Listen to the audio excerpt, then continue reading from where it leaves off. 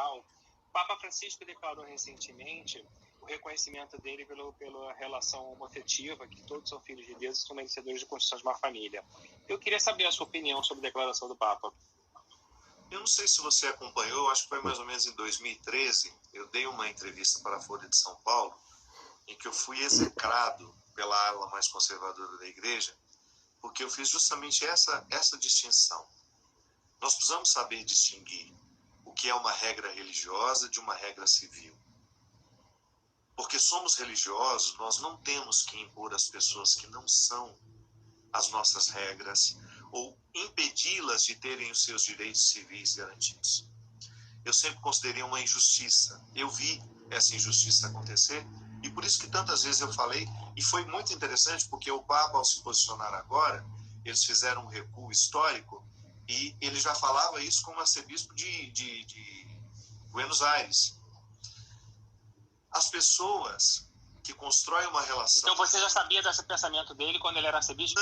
Não, eu soube agora.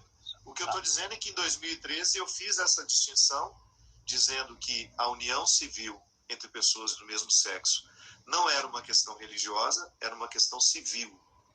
E essa questão civil precisa ser resolvida nas instâncias civis. Sim. Não cabe a mim, como padre, como religioso, ficar impondo ao outro uma regra que não me diz respeito. Perfeito. É uma questão de justiça, Marquinhos. Às vezes duas pessoas, duas mulheres, dois homens, constroem uma vida em comum, em boa parte dos casos desprezados pelos familiares. Hoje não. Hoje as pessoas estão está melhor, com a aceitação muito melhor. Mais compreensivas em relação às escolhas que seus filhos fazem.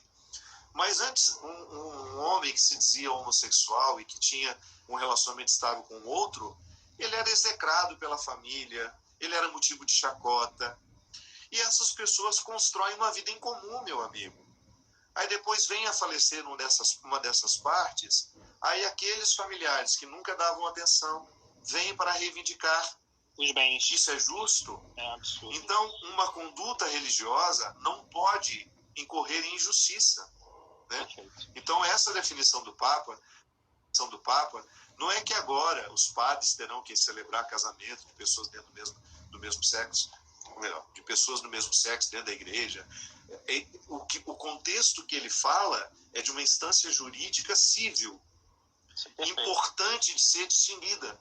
Perfeito. A gente sabe do grande desastre que é toda vez que nós misturamos a religião e o Estado, de como isso pode ser prejudicial, porque nós não temos o direito de impor aos outros aquilo que é uma regra religiosa nossa.